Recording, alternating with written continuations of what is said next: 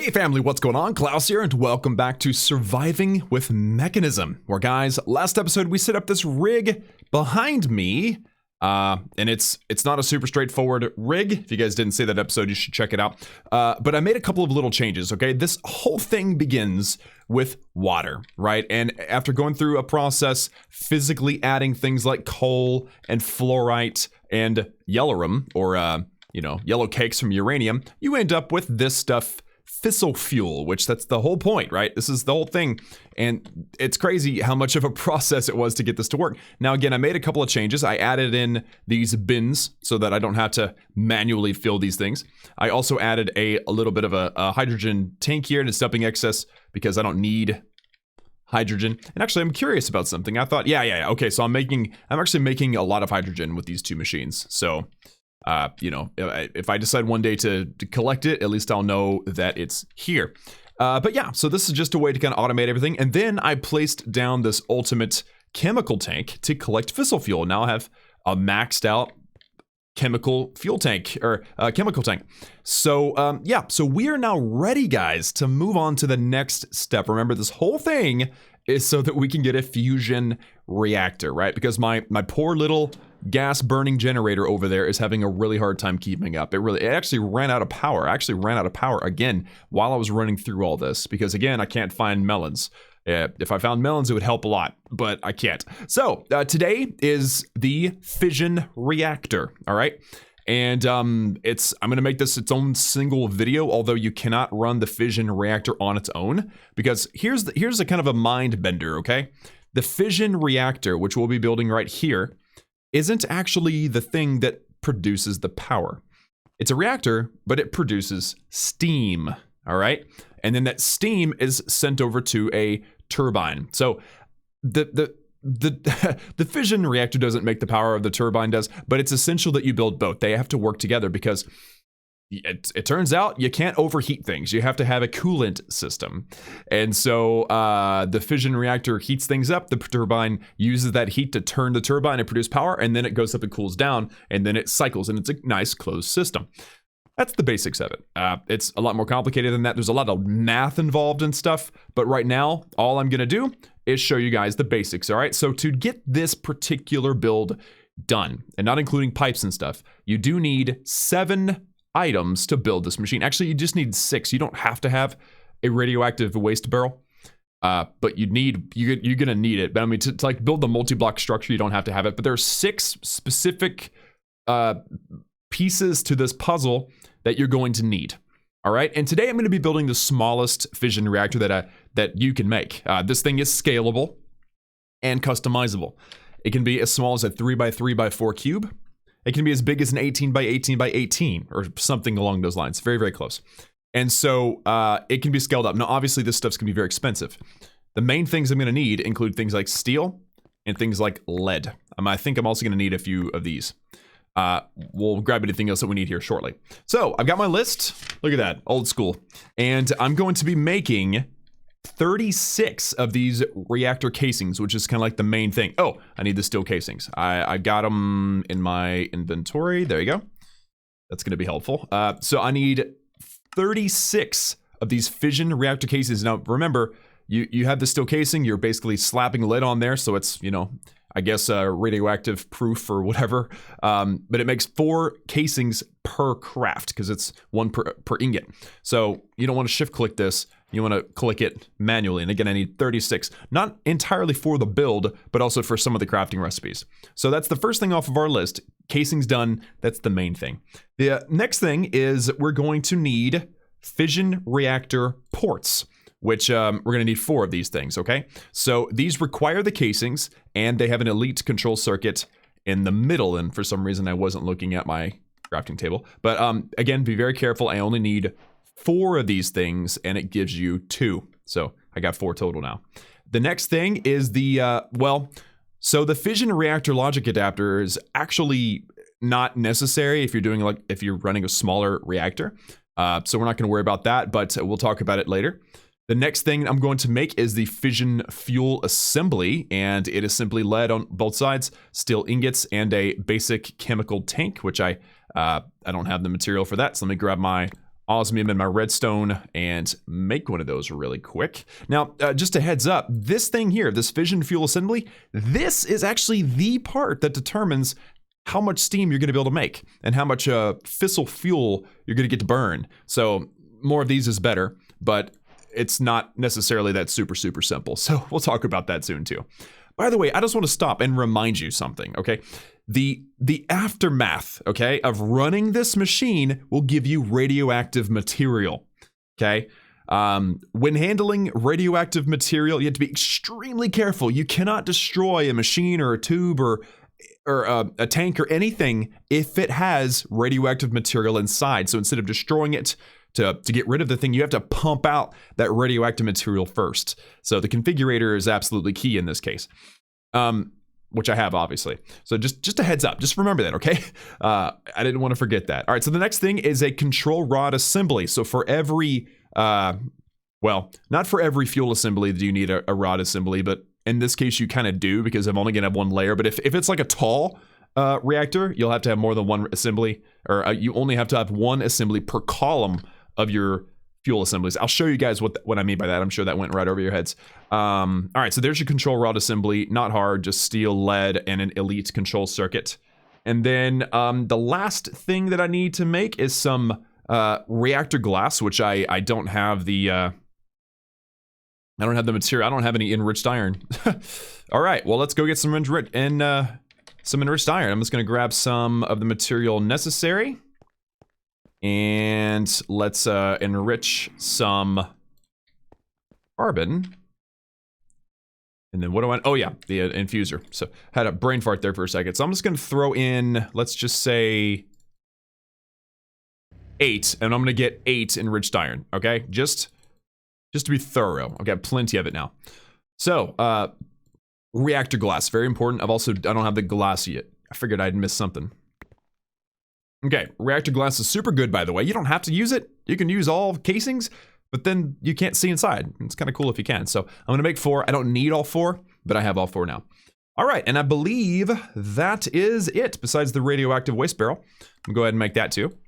And that should be it. Now I'm gonna keep everything in my inventory, but let's just bring the essential things down for easy access, all right? Okay, and then I'm going to also grab some, what do I need here? I definitely need to pressurize tubes. I don't need power. I guess tubes is the only thing I need. I'm trying to think. Oh, and also I need some mechanical pipes. So let's make some. I'm gonna grab, well, I've got tons of steel. I don't need that. Okay, so to make, I'm gonna make 8 buckets, okay? Because I'm gonna make a full stack of these mechanical pipes. So there's my 8 buckets. Throw in 8, so there we go. I've got a full stack now of basic mechanical pipes, and if I take one of each of these babies, then I can upgrade them super duper easy. So smack that in there, boom.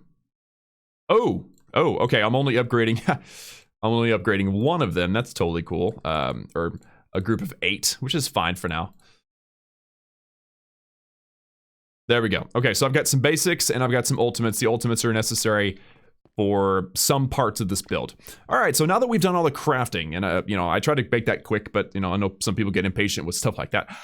Let's now build the actual reactor. All right, this thing is pretty cool, and I'm gonna put it right here within a 2 blocks away from my isotopic centrifuge. That way I can kind of, you know, keep track of what's going on with it, and I'm actually going to bury it down. And again, this is going to be a 3x3 block, so 9 total blocks.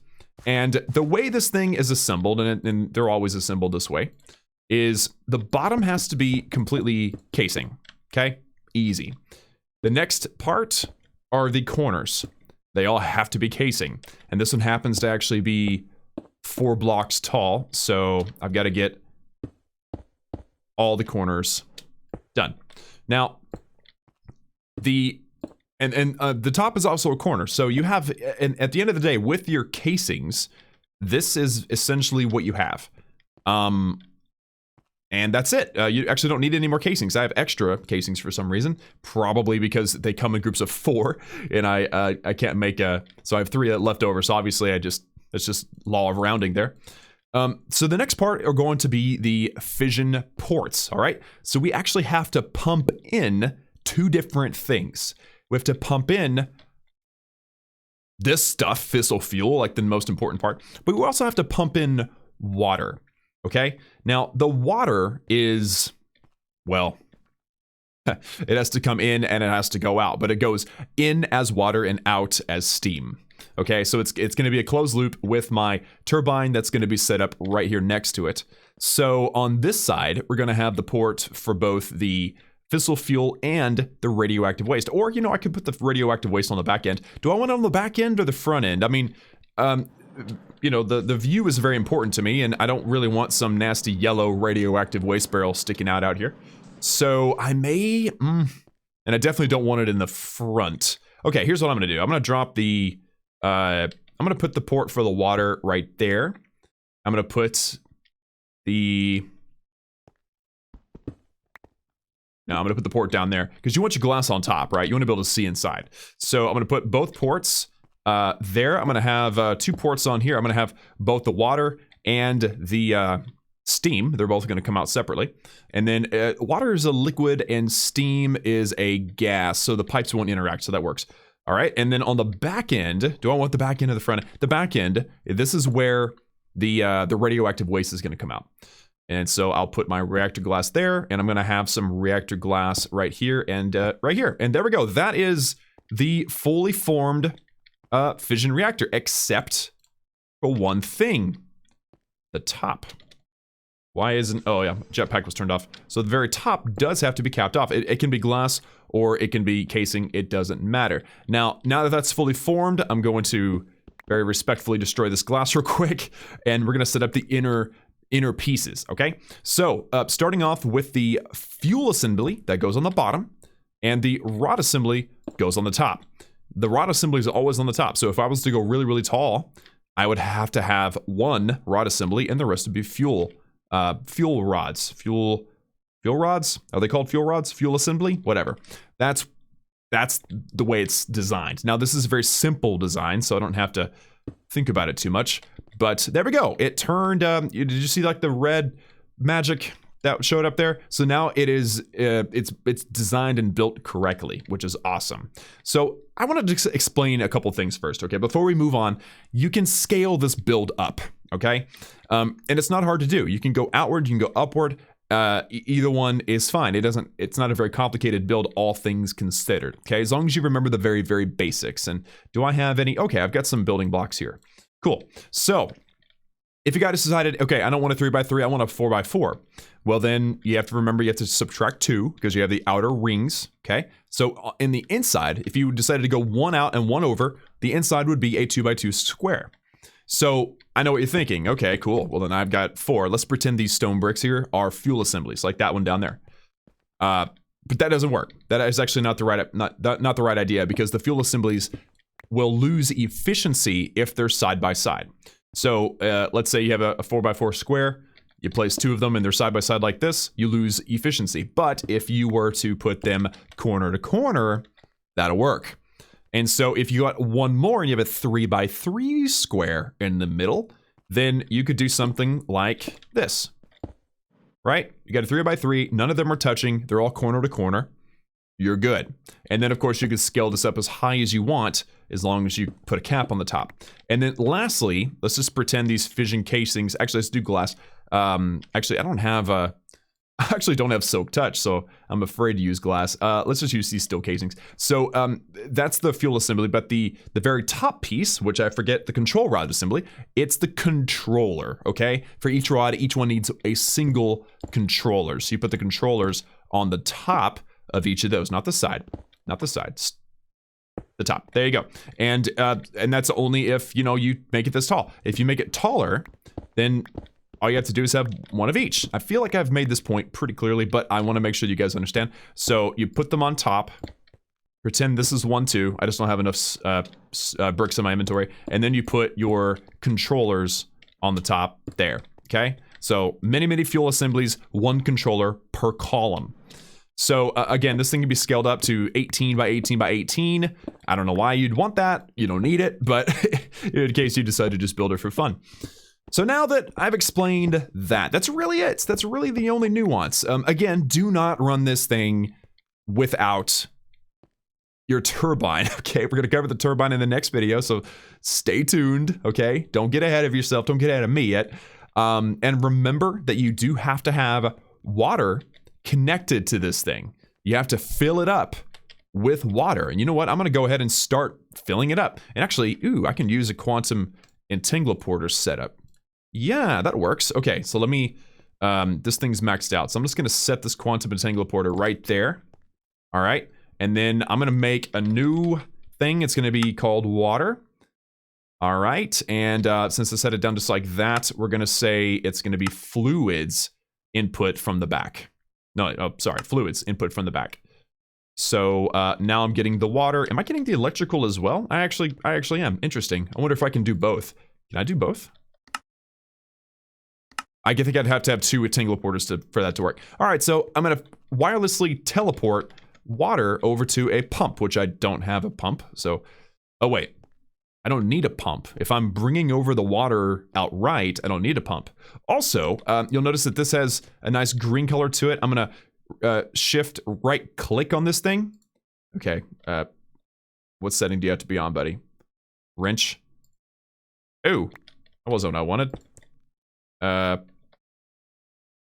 I don't know what setting this thing has to be on. Configurate. Let's just say configurate gas, okay? So if you shift right click, then you can change it. So right now it's set to output waste, output coolant, input only, and then back to output waste. So there's only three choices. So I'm going to obviously input this fissile fuel straight into here. That's where it's going to go in. Now over here behind it, because I don't want to have to see this, we're going to put and change it to output waste. So the waste will be outputted right there. And then up here, we're going to be going in with water and out with steam because heat rises. You want the heat coming out the top. That doesn't really matter. It just makes sense to me. So input, so input water and then output coolant. There you go. So to set up right. Input can be anything apparently. But output has to be designated. Is it waste or is it going to be the coolant? Because remember this thing, if you click it, and there's a lot of information here. I haven't actually stopped and talked about it, but let's stop and talk about it. So it's going to give you a tank for how much coolant you have. And again, I need to put the water in. Hold on, let me do that real quick. Let me slap this thing down, set it to water, and then we're going to eject fluid out the back. Is that working? It is. Okay, cool. So I am wirelessly transferring water from here to this thing, which means I didn't need the pipes that I made. In fact, you know what? It's going to be at least a few blocks away. Let me set this up properly, okay? How many blocks away am I from here? 2? Yeah, let's do 3 this time. Okay, I'm going to set that down. I've got my pipes. I made these for a reason, and I'll explain it here in a second. Just slap that down. And then, of course, I have to select water again. And it should be working, but I'm just going to make sure. Yeah, this should be working. Okay, so I'm wirelessly transferring water into this thing. You don't want to even test it until it's full. And as you can see, it has a pretty... What's happening here? Why are you not working? Am I out of power? I'm out of power! No. Okay, hold on. I might be like completely out of power here. Yeah, see, my ultimate energy cube has straight up run out. Oh man, that is the worst. Okay, well, hopefully it figures itself out soon, right? I have an idea for actually how to get more power into here, but anyway, as it fills, okay, let's just assume it's filling just for the purpose of the video. You want to wait until this thing's completely full and topped off with coolant before you even activate just to see what happens, okay? So that's number 1. Number 2, you can now pump in the fuel, which is your fissile fuel. And I guess I could just straight up just like put it here, can I? Is that gonna work? That may or may not work. Is this, can I eject gases out the back?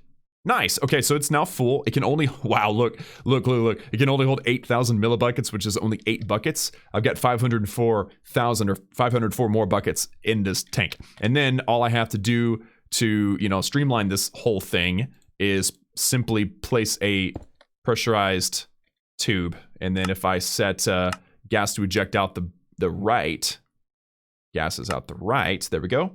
Then it should keep things filled up. It's not though. Are you set to input on the inside, buddy? Front needs to be input. There we go. Now it's kicked on. So yeah, it's going to start making this fissile fuel. I have no power though. So it's going to be kicking out. And now we have basically unlimited fissile fuel if we want it. So now I've got coolant. It's slowly filling in. Actually, look at that. It's filling up pretty fast. We have our fissile fuel. And those are the only two things you have to put in there. And then the heated coolant tank. This is the stuff that needs to come out. This is the steam that needs to go into your turbine. It'll come out there and go to the actual turbine later. And then the last thing is the waste. Now, you won't get waste or steam until you actually activate the thing. And don't do it until you have a full coolant tank. But this waste is going to come out here. So this radioactive waste barrel, I actually kind of feel like I should do this a little bit differently here. Here, let me take this apart. And I'm going to switch these or flip these. I'm going to put the glass on the bottom and the reactor port on the top. And it actually contains or keeps everything it had, so that's awesome. I'm going to place this radioactive waste barrel down and then place this tube down too. So now I have a place for my, my whatever it's called. So if you shift click and right click, it shows you that nothing's in there. But once you start doing reactions, the nuclear waste will come into this tank. And consider this thing like a buffer, okay? We're going to set up something much, much better for handling the radioactive waste at a later date. Okay, so I think that pretty much covers it, guys. This thing's going to fill up. I would love to flip it on and show you guys. Oh, let me explain why I have these long ultimate pipes. So check this out. I'll explain this simply. This thing has a coolant tank that's going to hold about 3 or 4 million millibuckets, and then the turbine will also hold a lot. If you fill this thing up and then you turn it on, with the turbine turned on too, then some of the water is going to turn into steam and go into this machine. It's going to share the coolant. And so having it 100%, if it starts to share it, then you don't get 100% in your machine. You have less than 100%. So if you fill this thing up to 100% and then you have some ultimate cables, which by the way, they hold 64,000 millibuckets just by themselves. It's not a lot compared to this, but you have 3 of them, it adds up. So let's say this, with these 3 pipes, you're going to have a total capacity of, let's say, 103% or 105%. So if this thing gives the turbine 10%, then at least you have this little bit of a buffer just in case. You understand what I mean? You want to overfill this so that whenever it backfills, you don't go below the threshold. You want to make sure you have plenty, more than enough coolant. I hope that makes sense. I think I explained that pretty well. If you have any questions, obviously you can ask down in the comments. So guys, I think this thing is set up. I wish that my coolant was completely filled up. I've already explained everything else. I mean, I haven't explained the numbers necessarily. So this thing's disabled because it's not active. The burn rate will be, I think it's just 1 millibucket per tick because I've only got 1 fuel rod assembly. The heating rate, I'm not 100% sure on that. We'll get into that later. The temperature is 26.85 degrees Celsius, and that can go way, way higher than that. And then the damage, and actually if you click it and if you change it to Kelvin, then it's 300 Kelvin. I understand this number better for the fission reactor because I've watched some guides. So 300 Kelvin is pretty much normal, and you can see the temperature is also down here. And there's also a heat graph if it shows you what's happening over time. So as you can see, temperature is mentioned 3 times on this page, meaning that is the thing that you need to pay attention to, temperature. If you get up to above 1200 Kelvin, then you're going to start taking on damage. And if this thing overheats, and it gets about 1% every second. So if you get to 100%, boom, the fission reactor explodes, you have radiation everywhere, and it destroys your beautiful building and all your machines next to it. So we don't want that. So we definitely want to keep our eye on temperature. Temperature is a big deal. So if you go into stats, this is also a very important thing. Heat capacity, 34,000 joules per Kelvin. Fuel surface area 6, boil efficiency 1. I don't know what all that means. It's cool though. I should probably learn it.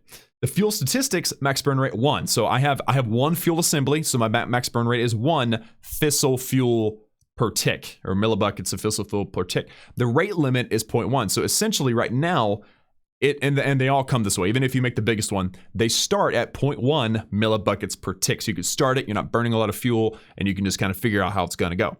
And then you can set your rate limit, so you can go all the way up to 1, which is my maximum manually. And of course, it's not recommended that you do that. It's recommended that you kind of slowly work your way up and just make sure you're not going to overheat. So if I were to make like a massive, gigantic thing, well, that isn't necessary, but if I were to do it, then I would have a much higher maximum burn rate, and I can make a lot more polonium, which is kind of the whole point of this, way faster than I'm going to be able to do it with this thing. But again, I needed to just start the process since I'm having so much power problems right now.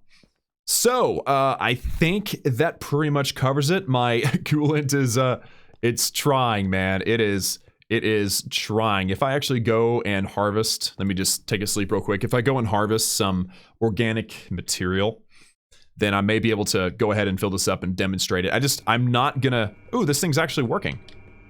It's trying to work. Hold on. What's going on in here? Yeah, see, I'm completely out of biofuel. Oh my gosh. Okay, well, here, let me,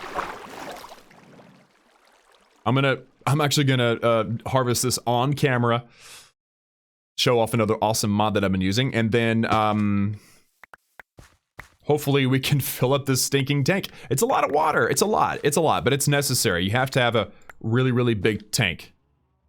Really, really big tank. If you don't have a really big tank, then, I mean, your thing's it's gonna melt. It's gonna burn up. And I believe it's the numbers. If you're actually curious about the numbers, I believe it's 20,000 millibuckets per tick is essentially how much I'm trying to think, water that you burn per millibucket of fissile fuel. So you have to have a lot of water. 20,000 to 1 ratio is kind of crazy, if you ask me. All right, let's go ahead and burn through all of this. It should fill up the tank. There's obviously some ethylene still because this machine is still burning. Barely. Look at that. Oh, the burn rate's so low, it's barely making any power. Ugh, terrible. This is why I'm doing this, y'all. I'm sure most of you have probably run into the same issue. Why is this so slow? It's not. It's 8 out of 8. I should probably just make this a factory. This would make it way easier, but I am so looking forward to a system that doesn't require any input. I mean, it's going to be amazing whenever I actually have that. Time for a lunch break. I've been going for almost 30 minutes and I haven't had a lunch break. All right, so, and this is all, again, I wouldn't stop and do this in a video unless I absolutely had to. We're so close to having the water that we need. Ooh, looks like it might be full now. It's full. Okay, cool. So we finally got it. I don't know if these are full, but I guess we'll see.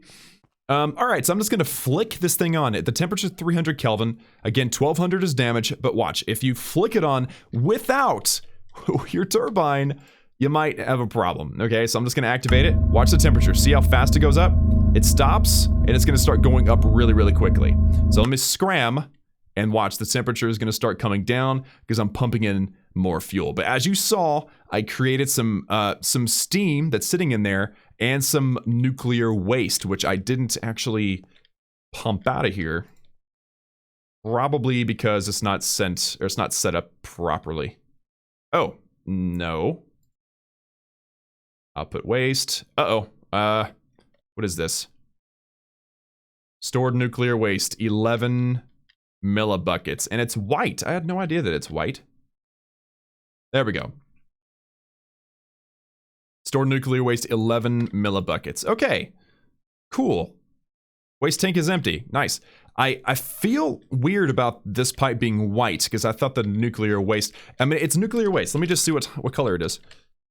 Yeah, it's like brown or something. So I feel hesitant to destroy this pipe, but I'm worried that I might have accidentally put steam in here.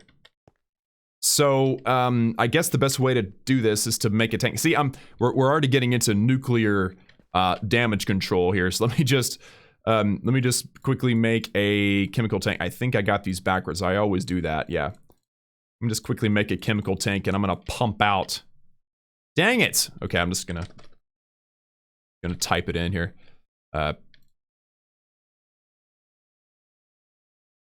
There we go.